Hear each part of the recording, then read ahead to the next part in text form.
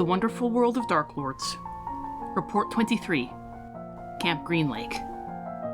The transition from the mists to Camp Green Lake was one of the most sudden I have ever experienced. The tendrils of fog abruptly became a heat shimmer so dry that I could almost feel the moisture being sucked out through my pores. When I looked behind me, craning my neck to see around the supply wagon that carried me, all I saw was more of that same heat shimmer. Nothing so cool and damp as mist could hope to endure in Camp Green Lake. As the wagon made its way toward the prison complex at the center of the desert, it was impossible not to notice the most striking feature of Camp Green Lake: the holes. At first there were only a few of them, each roughly the size of a short human or a tall dwarf, clustered together in groups of 5 to 8.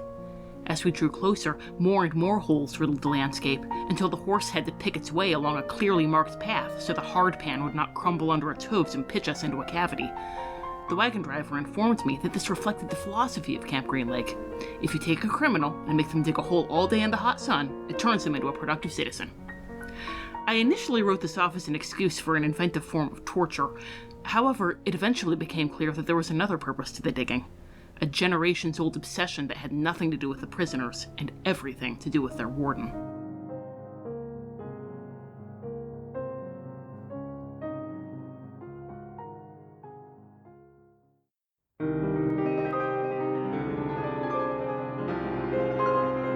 The Lord. Warden Louise Walker created Camp Green Lake some time ago, claiming that the prison's focus on rehabilitation through labor was a humane way to punish offenders who might still have a chance of becoming productive members of society. While this approach obviously had little appeal to certain rulers with a passion for impalement, others were all too happy to empty their own prisons by sending non-capital offenders to hers. Discrepancies in the warden's financial records suggest that she sends significant bribes to certain magistrates in exchange for their prisoners.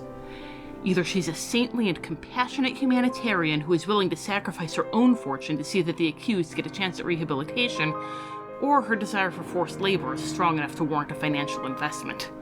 I have no illusions about which of these is true. In my letter of introduction, I had informed Warden Walker that my patron had expressed interest in making a sizable donation to Camp Green Lake, but desired a direct report of it beforehand, assuming, correctly, that this would lead to an immediate and enthusiastic tour. Most of this was handled by a greasy little man named Pendansky, whose cheerful smile was as authentic as a Wallachian peasant's. However, Warden Walker did personally greet me upon my arrival and invited me to dine with her in her home, which was a bastion of comfort despite the surrounding oppressive heat. She told me a pretty tale of Camp Green Lake's origins. Her grandfather's land, it had once been a lush town that sat on an actual lake until a ruinous drought destroyed it. Determined that something good should come from the site, she transformed it into the shining model of atonement that it is today. Any questions about why the inmates were set to the specific task of digging holes were met with a glib response about the innately redemptive nature of digging. The inmates themselves, however, told me a different tale, when I used Mask of Many Faces to disguise myself as one of them, as they did not trust anyone who might be in the warden's pocket. They informed me that they were under strict instructions to report to Warden Walker if they found anything interesting, and expressed frustration that finds such as fossils and beach glass were deemed unworthy of her attention. Something is buried in Camp Green Lake, and the warden has ensured that she has the hands she needs to dig it up for her.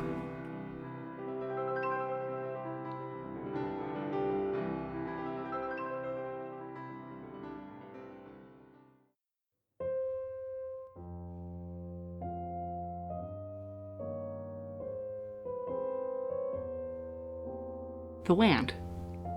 Other than the prison complex and the derelict remains of a ghost town, Camp Green Lake consists of nothing but an eternity of sun-baked earth riddled with holes. There are no fences or guard towers. The desert is vast, and anyone who tries to run away will find that heat and dehydration are more pitiless than the cruelest jailer. Every morning before dawn, the inmates are taken to an untouched patch of land where each of them must dig a hole, 5 by 5 by 5 feet. When it is complete, they may return to the prison complex for the rest of the day. If they are quick, they can finish before the heat reaches its murderous peak. Unfortunately, however, the weather is not the only danger within the desert.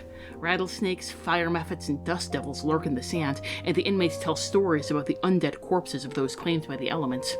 Most dreaded of all, however, are the yellow-spotted lizards. Supposedly, their fangs are so venomous that even the hardiest soul will die within seconds of being bitten. In addition to the desiccated zombies that supposedly roam the desert, some of the prisoners swear that Camp Green Lake is haunted. Each of them seems to know a former inmate who has seen a kind-eyed man leading a donkey, a beautiful woman wielding pistols, or an old man with a ghastly head wound. Of course, all of them vanished at a second glance, or glided over a hole as though it were solid ground, or displayed some other workaday haunting behavior. I was tempted to dismiss these stories at first, as every community has its local ghost legends. Later discoveries suggested that there may have been more to these apparitions than boredom and imagination.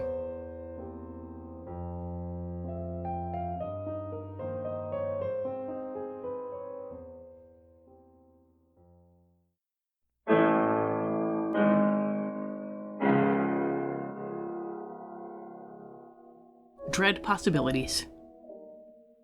The warden attempted to keep a tight leash on me during my visit. Unsurprising, as it was clear she had something to hide. At one point, however, a commotion erupted when one of the inmates found something on the dig, a belt buckle etched with the initials KB. Apparently this was more interesting than fossils or beach glass, as the warden insisted on visiting the site immediately. In the chaos, I was able to slip away, assuming gaseous form to enter the warden's cabin through the crack under her door. I had overheard the inmates gossiping about how she never unlocked the study even for cleaning, so I immediately drifted through the keyhole of that room. The study was filled with books on local history, and the warden had bookmarked or annotated several pages pertaining to an outlaw called Kissing Kate Barlow, a bandit who, judging by the portrait in one of the books, precisely matched the prisoner's descriptions of the female ghost. Barlow had terrorized the area around Green Lake some 100 years earlier, beginning when the rain stopped and continuing until her death. Although she had amassed fabulous amounts of treasure, none of it had ever been found. A drawer in the warden's desk revealed a map detailing every one of the desert's thousands of holes, with notations where the prisoners had found something of interest, often some bit of paraphernalia marked with the initials KB. Far from the prison camp was a picture of a house, marked Grandfather, surrounded by hundreds more holes.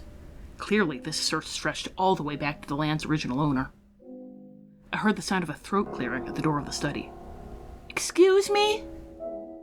I looked up to see Warden Walker leaning against the door jamb, studying her glistening red fingernails. She said that she had thought I might try something like this when she saw me change shape, although I had made certain that no one was nearby when I had used Mask of Many Faces. She hoped that my patron would understand when he heard that I had succumbed to the bite of a rattlesnake. The desert was a dangerous place after all. Luckily, gaseous form was the only spell I had to cast that day, and the camp's security was thin enough that invisibility was more than sufficient to escape. The warden was correct that the desert was a dangerous place, however, and surviving it long enough to reach the borders would prove to be another matter.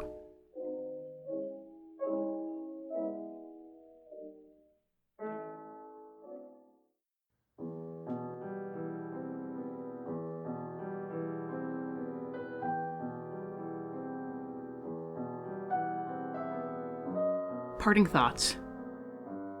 I attempted to take notes on what I experienced during my time in the desert, but between heat and thirst, I am embarrassed to admit that I have little beyond delirious ramblings.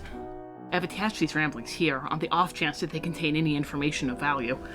Something about Kate Barlow, a diet of nothing but onions, and finding refuge on Ezra's thumb? Apparently, Barlow herself gave me the gold coin that I have enclosed, although I am stymied as to how she thought a coin would help me survive in the desert. Perhaps she simply wanted to give it to someone other than the warden, who seems destined never to find this treasure. I have only vague memories of eating nothing but onions in the desert, but the bitter, acidic taste lingering in my mouth proves those recollections correct. As I hold a compass as a mist talisman, I look forward to traveling somewhere that I might find real food to drive that flavor out of my mouth. When I arrive there, the first thing I'm going to do is eat a whole bushel of apples. Regards, D. In the majority of circumstances, I would praise one's devotion to their family's legacy. In Walker's case, I have nothing but disdain. The use of petty criminals to perform such remedial labor is a traditional form of rehabilitation. However, such labor should allow the prisoners to accomplish tasks for the betterment of the region's economy, while ideally providing the criminal with a useful skill. Although gravediggers are plentiful in these misty realms, I see no need for this many, and those particular holes are traditionally 6 feet deep. Those driven solely by the pursuit of wealth are such narrow-minded, pitiful creatures. We saw this previously with Long John Silver, and now again in Walker. The foolishness of living such a harrowing existence for merely the potential of excavating the untold fortunes of the infamous Kissing Kate Barlow needs no commentary.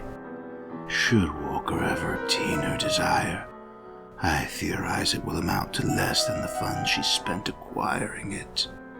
Naturally, she never will realize this herself, but it is a rare dreadlord that recognizes the futility of their own actions. Perhaps my servant might consider refraining from offering donations in my name in her future endeavors. Miss Walker and her little band of miscreant guards shall not receive a single coin from my realm. Indeed, the only thing I offer her is a magnanimous reminder of what happens to those that attempt to harm my favorite servants. I'm certain the yellow-spotted lizards and methods of Green Lake will be the least of her concern when she receives my kind message.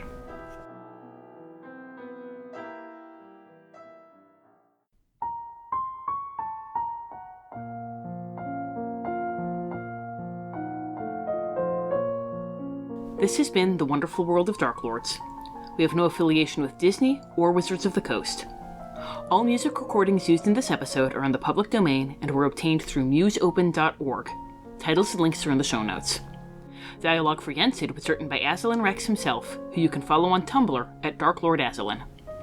The Wonderful World of Darklords logo was designed by Haylight Jones. You can find links to their work in the show notes. If you'd like to support the show, look for us on patreon.com or find our tip jar on Red Circle. Thanks for listening.